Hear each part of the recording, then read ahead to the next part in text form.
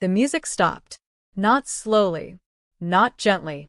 It cut off like someone yanked the plug straight out of the wall. Every single person in that massive, glittering room turned their heads. Hundreds of eyes.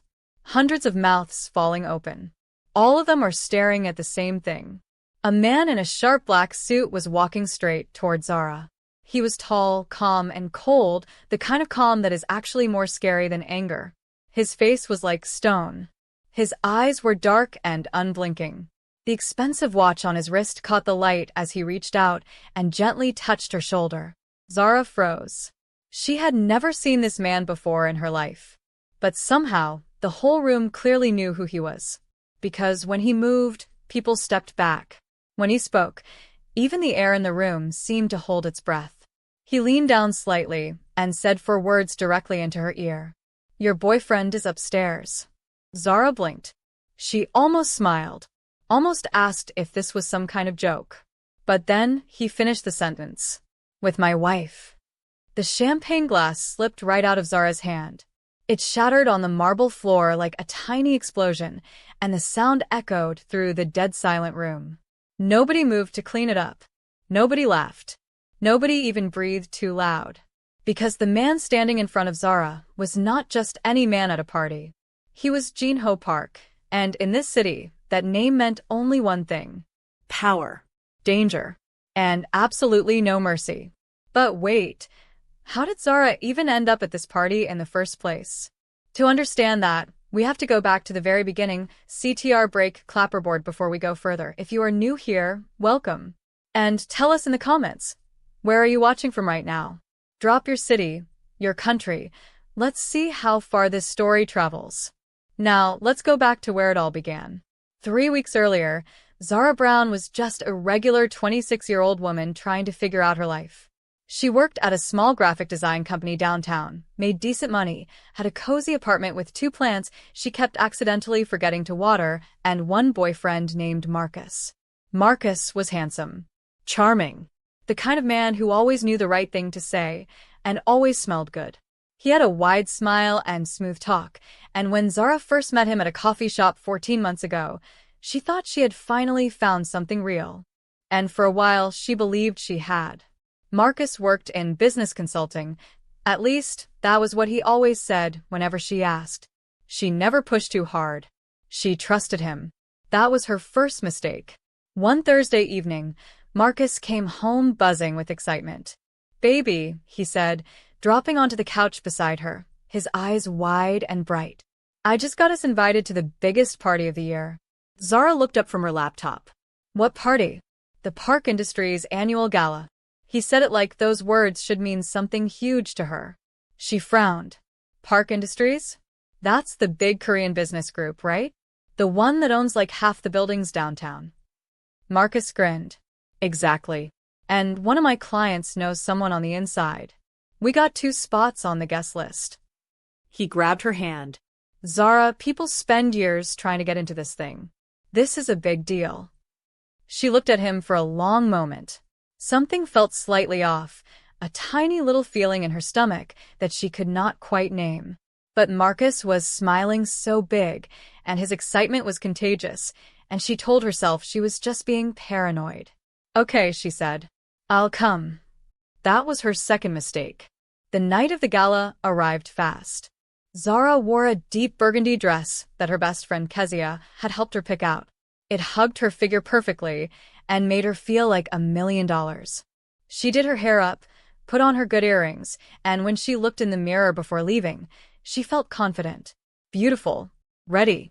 Marcus picked her up in a rented car, which she thought was a little strange, since he had his own perfectly fine car. But again, she said nothing. They drove to a massive building on the north side of the city. It was not just big, it was intimidating. Glass walls, golden lights, men in black suits standing at every entrance with earpieces and blank expressions. The kind of security you only saw at places where extremely important or extremely dangerous people gathered. Zara held Marcus's arm a little tighter as they walked inside. The inside of the venue was like stepping into another world. Crystal chandeliers hung from ceilings, so high you could barely see the top. Long tables covered in white cloth held food that looked too pretty to eat. A live band played soft, elegant music in the corner. And the people were dressed like royalty. "Stay close to me," Marcus whispered. But within 20 minutes of arriving, he had already drifted away. First he said he was getting drinks. Then he said he saw someone he needed to talk to for just 2 minutes. Zara stood near the edge of the room, holding her own champagne glass, watching the crowd, feeling more and more like something was very, very wrong. She checked her phone. No messages from Marcus. She looked around the room. No sign of him anywhere. She had been alone for almost 40 minutes when the music suddenly stopped, and she felt a hand on her shoulder. And now here she was, standing frozen, staring up at Jin-Ho Park, the most powerful and feared man in the room, as the pieces of her shattered champagne glass lay scattered around her heels. He was still watching her. Calm, patient, waiting. "I think," he said quietly, his deep voice smooth and controlled, "that you and I need to have a conversation." Zara's heart was hammering so hard she could feel it in her throat. She wanted to run. She wanted to scream. She wanted to pull out her phone and call Marcus and demand to know what was going on. But something in Jin-Ho's eyes stopped her cold. It was not anger. It was not cruelty. It was something far worse. It looked like pity. He knew something she didn't. Something big. Something that was going to change everything she thought she knew about Marcus and about this night. He extended his hand toward the hallway. "After you," he said simply, and against every instinct screaming inside her body. Zara followed him. What is Marcus doing upstairs? What does Jin-Ho know? And why does the most dangerous man in the city look at Zara like she is the one who needs protecting?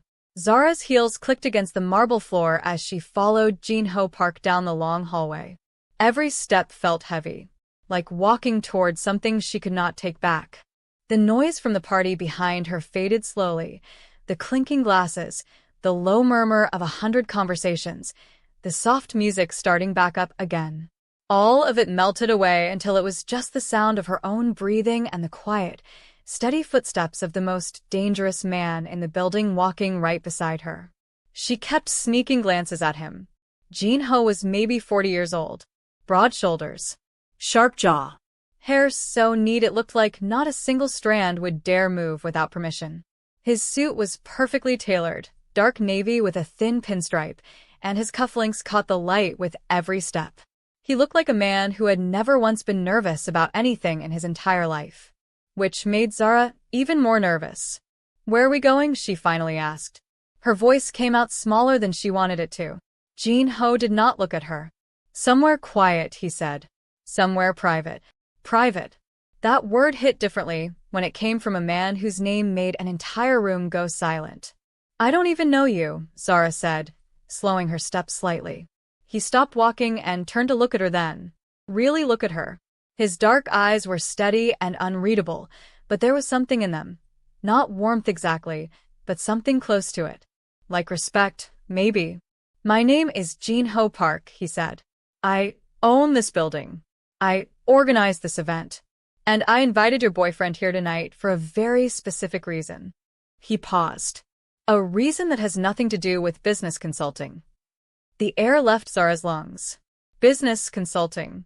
That was what Marcus always said. That was always the answer. She had repeated those 2 words to herself so many times over 14 months that they had stopped meaning anything. They were just sounds Marcus made whenever she got too close to asking real questions. Jin-Ho was already walking again. This time, Zara followed without hesitating. They took a private elevator to the 3rd floor. The doors opened into a smaller, quieter space, a lounge area with dark wood walls, leather chairs, and soft amber lighting. It felt like the kind of room where serious people made serious decisions. No decorations. No music. Just a long window at the far end overlooking the glittering city below. Jin-Ho gestured toward one of the chairs. Zara sat. He remained standing, which somehow made the whole thing feel even more intense. "How long have you been with Marcus Webb?" he asked. Zara blinked. He knew Marcus's last name. Of course he did. 14 months, she said. Jin-Ho nodded slowly, like that number confirmed something he already suspected. He reached into his jacket pocket and pulled out a small envelope. He placed it on the table in front of her, but did not tell her to open it yet. Marcus Webb has been meeting with my wife, Suyeon, for the past 6 months, he said. His voice was completely flat. No trembling. No breaking. Just facts being laid out like stones on a table. At first, I thought it was a professional connection. My wife runs a private art gallery. Marcus told her he was an investor interested in funding new artists. He looked down at the envelope. That was a lie. Zara's stomach turned to ice. I had him investigated, Jin-Ho continued. Marcus Webb is not a business consultant. He is not an investor. He is a man who finds wealthy, connected women and their wealthy, connected husbands and uses charm to get close to them. Sometimes for money. Sometimes for information. Sometimes for things that are much, much worse. The room felt like it was tilting. Zara pressed her hands flat against her knees to stop them from shaking. So, what is he doing upstairs right now? She whispered. Jin-Ho's jaw tightened. Just slightly. Just enough to show that underneath all that steel calmness, there was something burning. My wife received a message from him this afternoon, he said. He told her to meet him on the 3rd floor at 9 o'clock. He said he had something important to show her. Something that would change everything. He glanced at the window. It is now 9:14. Zara stood up so fast the chair scraped loudly against the floor. Then why are we sitting here talking? She said, her voice cracking. Why aren't we? Because, Jin-Ho said, holding up one hand calmly, I needed you to know the truth before you walked into that room. Not after. His eyes met hers. What you are about to see, I did not want it to be a shock with no warning. Too late for that, Zara thought. She already felt like the ground had disappeared from under her feet. She looked at the envelope still sitting on the table. What's in there? She asked. Open it, he said quietly. Her fingers trembled as she picked it up. She pulled out the single photograph inside and looked at it. And just like that, everything she thought she knew about Marcus Webb crumbled to dust. The photograph showed Marcus, smiling, standing in front of a house she had never seen before. And beside him, holding his hand and leaning into his shoulder like she belonged there, was a woman. A beautiful woman in a yellow dress. And behind them, running through the front yard with a big happy smile on his tiny face, was a little boy, maybe 4 years old. Zara's vision blurred. That photograph, Jin-Ho said softly, was taken 8 months ago. The woman is not my wife. We do not yet know who she is. He paused. But that little boy, our investigators believe, is Marcus's son. The envelope fell from Zara's fingers. Her mouth opened, but no sound came out. Marcus had a child. A whole other life. A whole other family. Hidden away like a dirty secret while he was holding Zara's hand and telling her she was the most important person in his world. Jin-Ho stepped closer. Not threatening, just close enough for her to hear him clearly.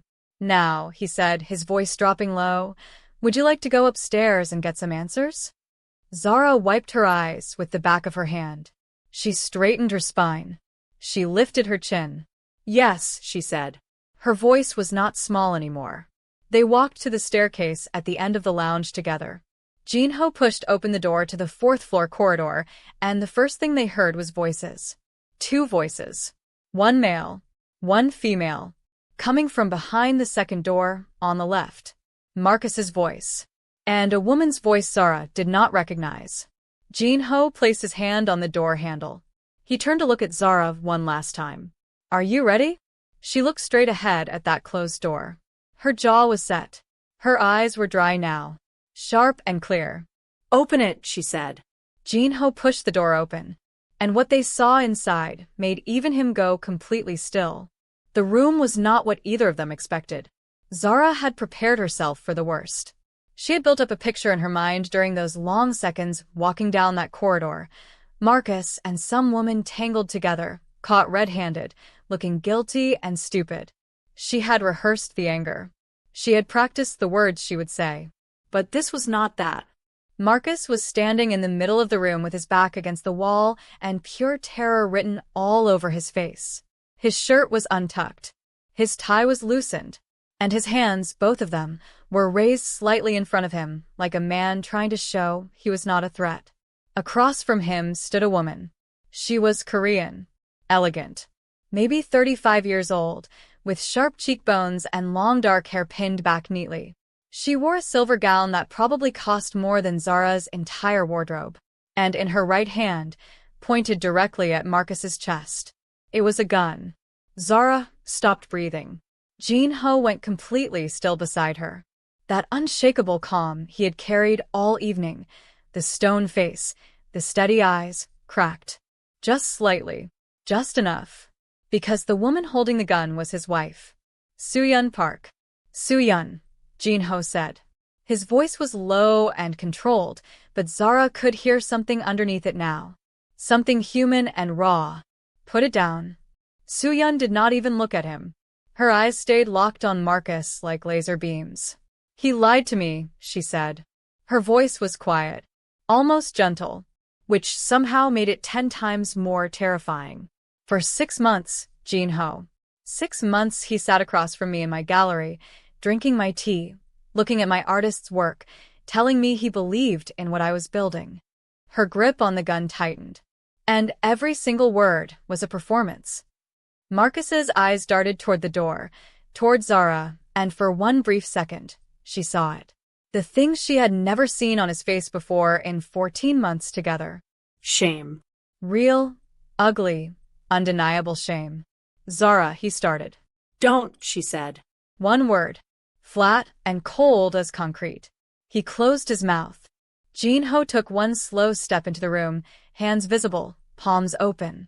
Soo-Yun, listen to me. This is not the way. Whatever he did, and I know what he did, this is not how we handle it. You know? She finally looked at her husband. Her eyes were glassy, but no tears fell. She was too composed for tears. Too controlled. You knew and you said nothing to me? I found out 3 days ago, Jin-Ho said carefully. I was building a complete picture before I came to you. I did not want to bring you half a story. 3 days. Soo-Yun repeated softly, like she was tasting the words. 3 days you watched me get ready for this party. 3 days you kissed me goodbye, every morning. 3 days, Jin-Ho. The air in the room was thick enough to choke on. Zara slowly looked at Marcus. Really looked at him. The handsome face. The smooth charm. All of it looked different now, like a mask she could finally see the edges of. The photograph, she said. Her voice was surprisingly steady. The woman in the yellow dress. Who is she? Marcus said nothing. Marcus. Her voice sharpened like a blade. Who is she? He exhaled slowly and rubbed his face with both hands. When he dropped them, he looked exhausted, like a man who had been running for years and finally stopped. Her name is Dana, he said quietly. We were together before you. I told her it was over when I met you, but he stopped. But what?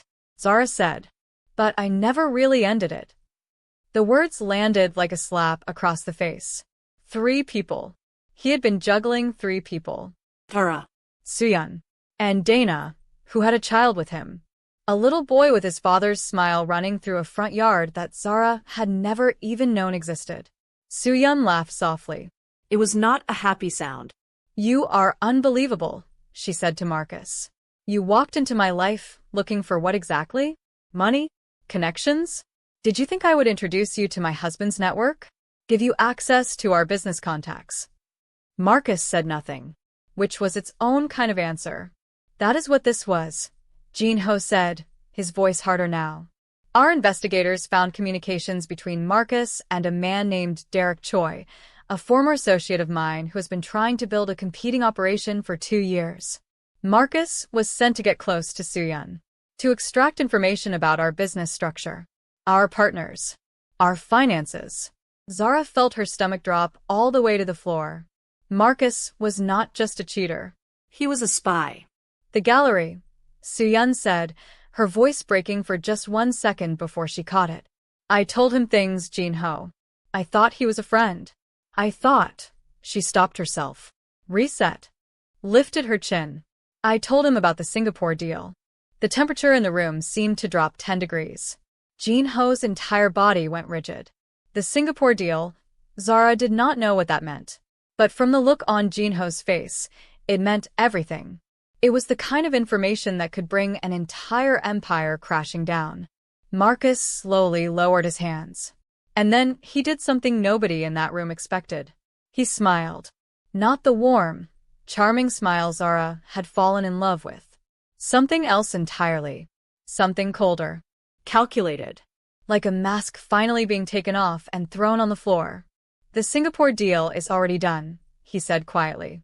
Derek has everything he needs. He looked directly at Jin-Ho. It's over. Jin-Ho took one step forward. And Marcus pulled out his own gun. Nobody moved. The room felt like a photograph. For people frozen in place, each one holding their breath, each one watching the other like one wrong move could set the whole world on fire. Marcus stood with his back against the wall, gun raised, that cold smile still sitting on his face like it belonged there. Like this was the moment he had been building toward all along. Soo-Yun still had her own gun pointed at him. Her hand had stopped trembling now. She looked almost relieved, like the mask being dropped meant she did not have to pretend anymore either. Jin-Ho stood between them, completely still. Not scared. Not panicking. Just calculating. His eyes moved slowly between Marcus and his wife like a chess player seeing 15 moves ahead. And Zara. Zara was done being the woman in the background. She stepped fully into the room and closed the door behind her with a quiet click. Everyone looked at her. She looked at Marcus. Put the gun down, she said. Marcus let out a short laugh. Zara, baby, you need to step back. You don't understand what's happening here. I understand perfectly, she said, walking slowly to the left, so she was no longer standing directly behind Jin-Ho, spreading out the room, making Marcus's eyes work harder. You used me as cover. A normal girlfriend. A regular relationship. So nobody would look too closely at what you were actually doing. She tilted her head. How long was that the plan? Something flickered across Marcus's face. Not guilt. Surprise. He had not expected her to be this calm. From the beginning, he admitted. Derek needed someone close to Park Circle. You worked at that design firm that handles Park Industries' marketing materials. You had access to the building schedule, the event calendar. I had access to nothing, Zara said sharply. But you could have, Marcus said. That was enough. 14 months. 14 months of dinners and laughing and thinking she had found something real. All of it, every single moment, had been a calculation. She was not his girlfriend. She was a tool. A door he planned to walk through when the time was right. The fury that rose inside her chest was white-hot and enormous. But she did not let it show. Not yet. So Derek Choi has the Singapore information, Jin-Ho said, his voice dangerously quiet. What exactly does he plan to do with it? Marcus smiled again. By midnight tonight, those documents get sent to 3 different regulatory agencies across 2 countries. Your silent partners get exposed. Your offshore accounts get flagged. And your entire Singapore expansion, he snapped his fingers. Gone. Jin-Ho checked his watch. It was 11:41. 19 minutes. Where is Derek right now? Jin-Ho asked. Somewhere you'll never find him in time, Marcus said. Wrong answer, said a new voice. Everyone spun toward the far corner of the room. A door that Zara had not even noticed, slim, built into the dark wood paneling, nearly invisible, swung open. And through it walked 2 men in black suits. Behind them, hands zip-tied in front of him, face pale and sweating through an expensive shirt. It was Derek Choi.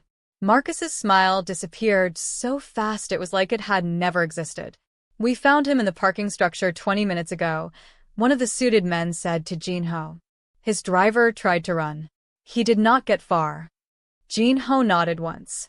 Then he turned back to Marcus, with an expression that was somehow more frightening than any raised voice could ever be. Pure, quiet authority. Your plan, Jin-Ho said calmly, had 3 problems.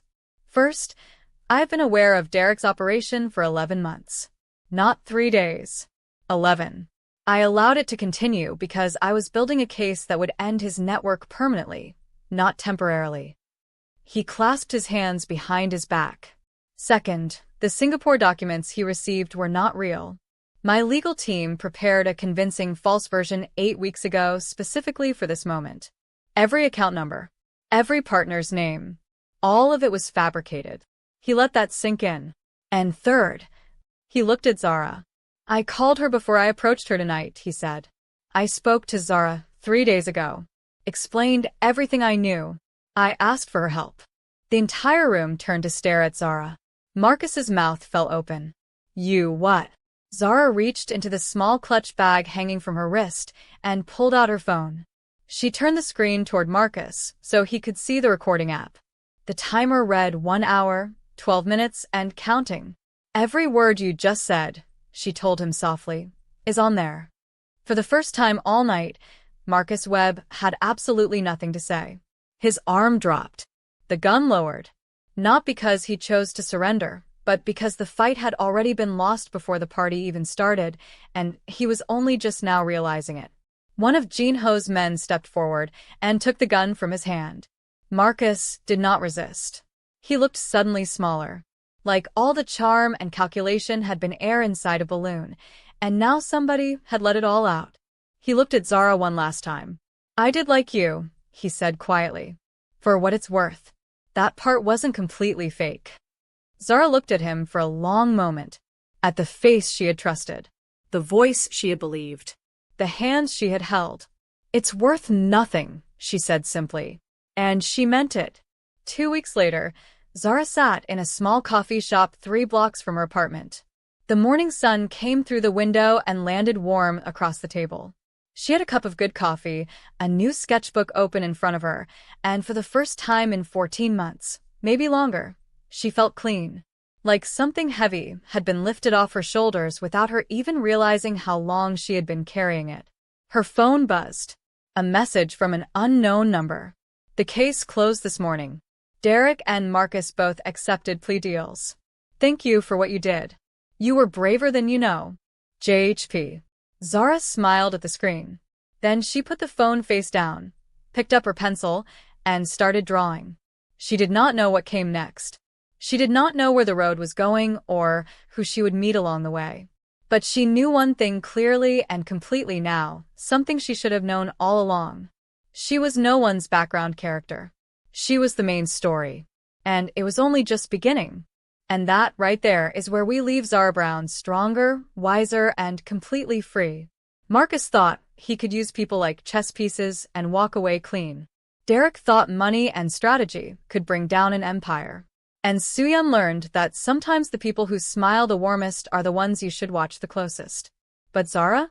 Zara walked into that party as someone's cover story, and walked out as the most important person in the room. Some lessons cost everything. But the ones that cost the most change you the most. If this story moved you, surprised you, or kept you on the edge of your seat from chapter 1 all the way to the end, please subscribe to this channel and hit that notification bell. Your support is what makes these stories possible, and we have so many more coming your way. Share this with someone who loves a good story. We'll see you in the next one. Belle Red Heart.